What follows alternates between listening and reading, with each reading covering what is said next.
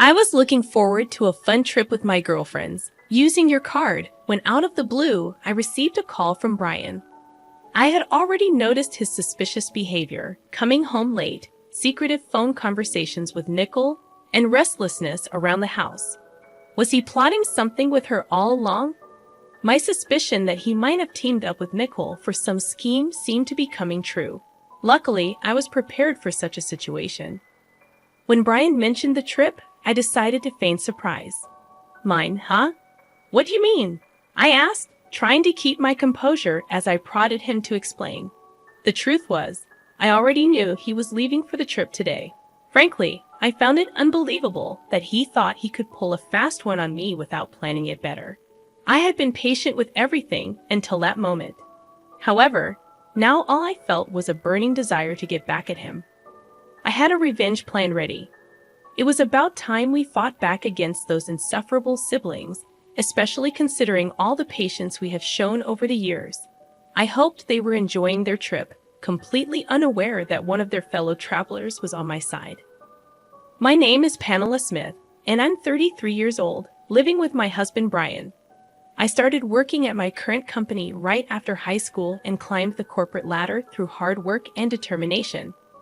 Having acquired several certifications and a proven track record, I earned my position as a lead at the young age of 21. Despite my relative youth, I was Brian's superior at work. I was tasked with training Brian and two others when they joined the company. Despite being close in age, I was their supervisor. Brian often complimented my dedication and ambition. Over time, our professional relationship turned into a romantic one. Despite my initial reservations, I fell for him, and our relationship became typical: dinners, drives, and eventually moving in together. However, after moving in, I noticed Brian's sloppiness. I brushed it off, thinking he was comfortable enough with me to be himself. When he proposed, we discussed our future. He expressed his desire for me to quit my job and become a stay-at-home wife, managing the house and raising kids. While I didn't mind the idea, I was concerned about finances. I wanted to keep working and be flexible, especially if we were to buy a house. Our different views on finances and future plans created tension in our relationship, making me question his intentions further. We decided to discuss my job situation, and I reluctantly agreed.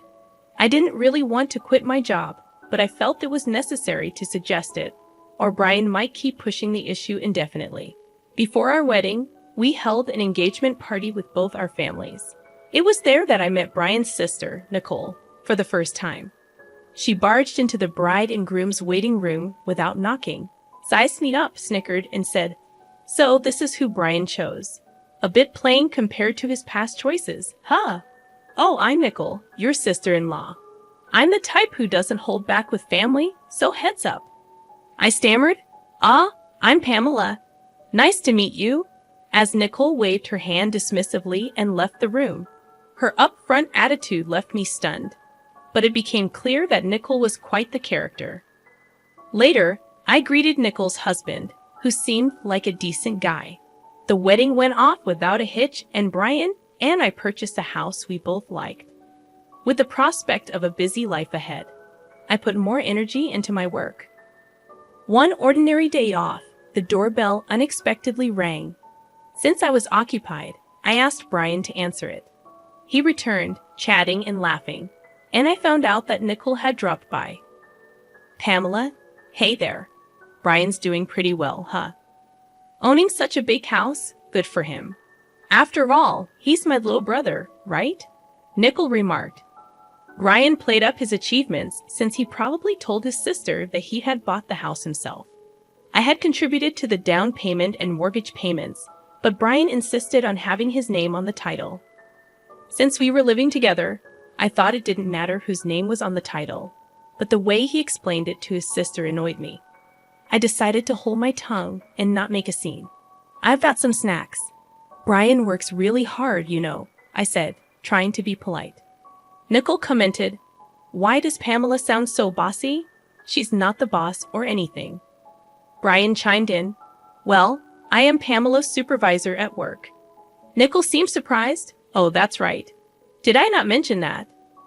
Nicole then took an unexpected turn, saying, when I started the job, Pamela was already a manager.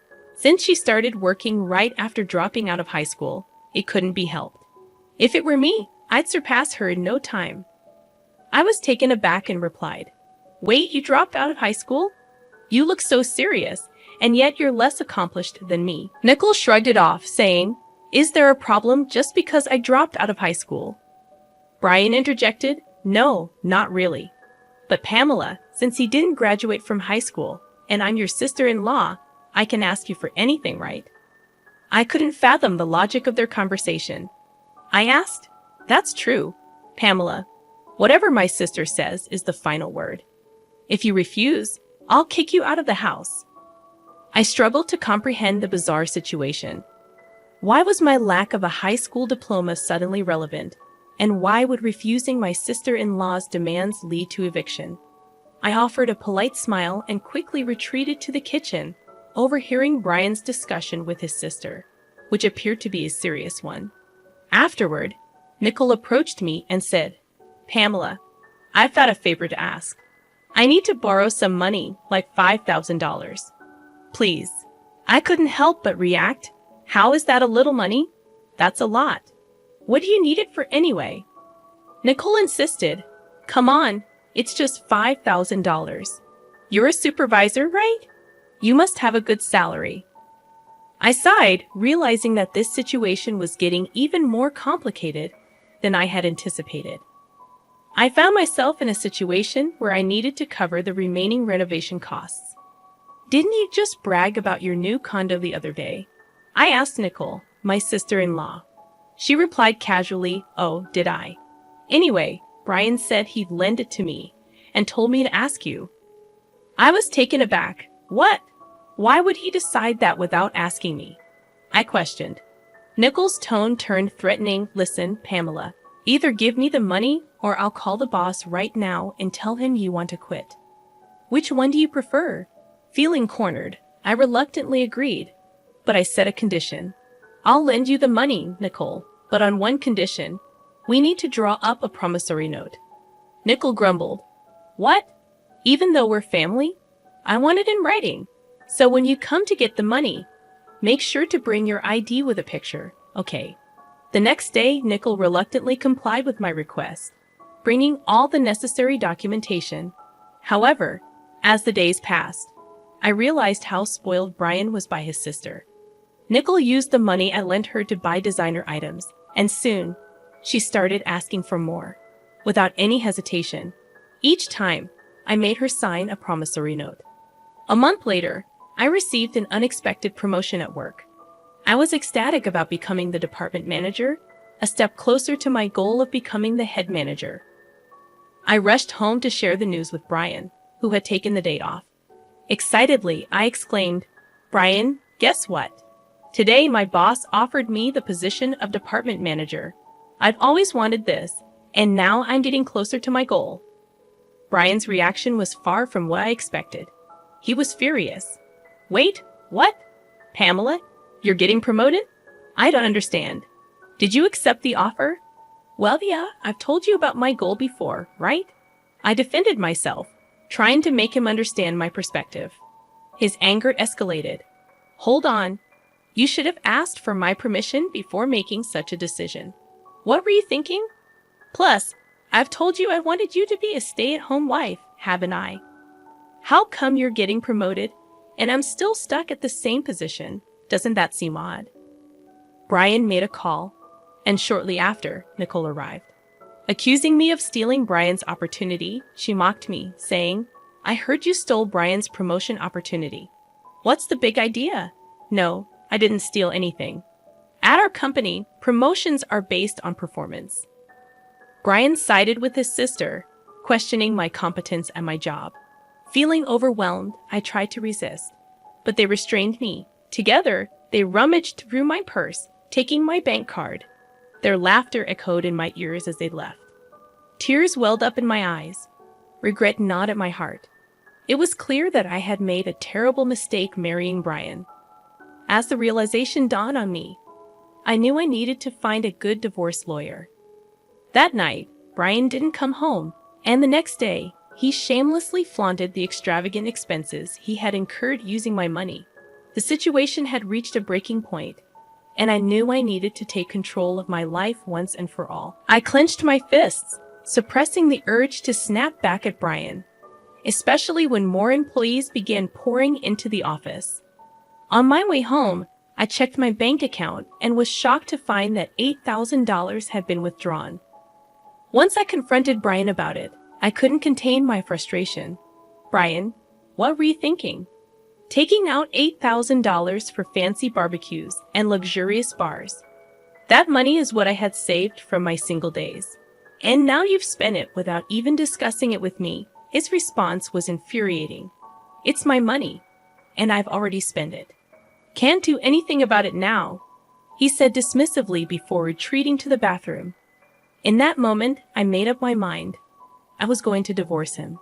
Over the following weeks, I consulted a lawyer, and the divorce preparations were underway. Ryan's behavior grew even more suspicious. He started coming home late and rushed out of the house on his days off. My suspicions deepened, and I considered hiring a private investigator. Then, I received an unexpected call from Kevin, Nicole's husband, Brian's sister. Kevin was concerned about Nicole's behavior and mentioned that she had been spending a lot of time at Brian's place, leaving home late and sometimes not returning at all. During our conversation, I shared everything that had happened, including the money I had lent to Nicole and Brian's reckless spending. Kevin sighed and apologized for his wife's behavior, admitting that he had considered divorce but couldn't take action. When I suggested he use the evidence I had gathered, he hesitated but ultimately agreed to cooperate. We decided to expose their deceit. Kevin informed me that Nicole and Brian might be planning a trip, supported by the brochures and travel club cards he found. We devised a plan together, communicating via text and meticulously preparing for our next steps. 2 weeks later, Brian left the house early one morning, thinking he was fooling us all. Kevin had informed me about his departure, so I was ready. A few hours later, Brian called me, gloating about the trip. "I'm going to have a blast on your card with my sis and friends," he said, thinking he had successfully deceived me. But I was prepared. I decided to act surprised. "Mine?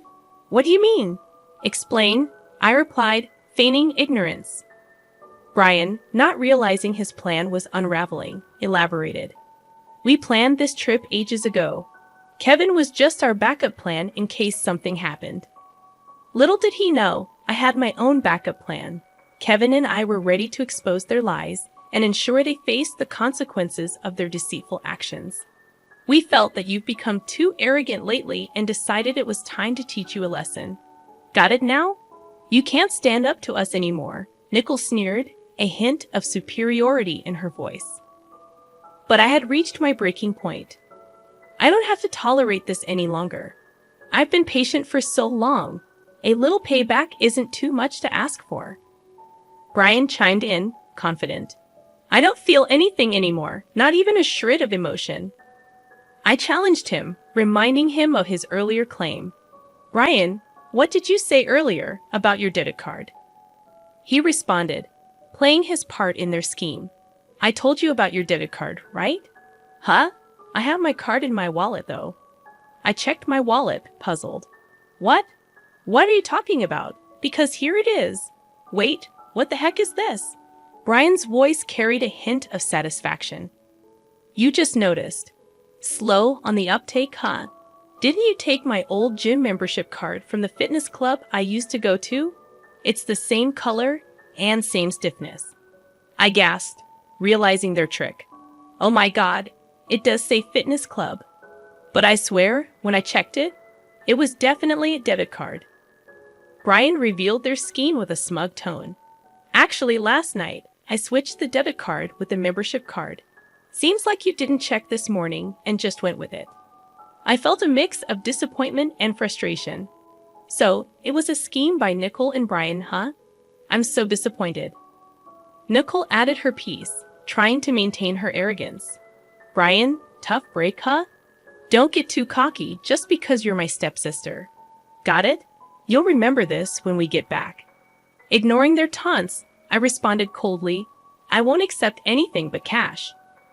Brian attempted to bribe me, but I stood my ground. Well, we'll see about that. Look forward to it. Ignoring their banter, I hung up the phone and went back to sleep, knowing I had something up my sleeve. Later in the afternoon, my phone rang incessantly. My screen was flooded with missed calls and messages. First, I called my brother-in-law, Kevin, and then answered Brian's call, ready to play my part. Hey, finally. Send the money ASAP, please, Brian pleaded, pretending to be cold. Unfazed, I questioned him. You said Kevin would help, right? Or is he not there? Ryan hesitated before responding. What? Do you know something? Ignoring his question, I kept my tone even. Anyway, it's freezing, and Kevin's not here. Should I clue you in? I decided to reveal my plan. Since you and Nickel teamed up, Kevin and I did too. Simple, right? Now do you get why I entertained you guys for so long on that first call? To buy time. Brian was taken aback, and Kevin, he hopped on another plane and is coming back here. Feeling triumphant, I hung up the phone once I received confirmation that Kevin had boarded the plane. Got it. What's your deal with my husband, huh? Don't tell me you're wrong. We teamed up to get back at you. Now find your own way back. See you. With that, I hung up on Nicole and Brian. Kevin, my brother-in-law, was on his way back, supporting my plan. As soon as Brian and his group returned, they confronted me, their voices rising in anger. Pamela, what the hell were you thinking? Be prepared to move out, okay? Kevin's with you, isn't he? Why did you even come back first? Unbelievable. Are you okay with me leaving you? Apologize. I commanded them sternly, shut it and sit down. Kevin, usually calm, shocked Brian and his companion into silence, making them sit down immediately. The lawyer I had called and handed out his business cards to both of them, leaving them dumbfounded. Kevin and I handed them a stack of papers. As they read through them, their faces turned pale. Brian questioned, Wait a minute, this mentions property division. You're not saying it's about divorce, are you? Nicole added, It's written on mine too. Is this about a divorce? What did I do? Divorce has got to be a joke, right? Ignoring their confusion, I declared, I've been recording your daily outbursts, even the call you made from your vacation, Brian. I can't continue like this with you. Brian scoffed. Hold on, are you sure?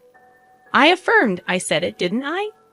I'm demanding half of the down payment from when we bought the house, the rest of the mortgage, and the repayment of the savings you spent from when I was single. Nickel, you spent the money you borrowed from me and also withdrew from my savings with Brian, right? You're going to repay that.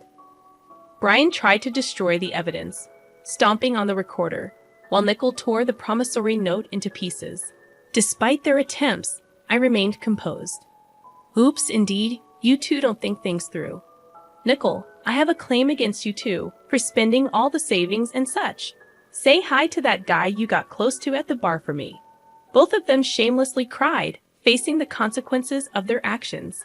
I presented my bill to Brian, totaling $115,000, and to Nicole, amounting to $31,000. Kevin, too, demanded $120,000 from Nicole. We settled everything without going to court.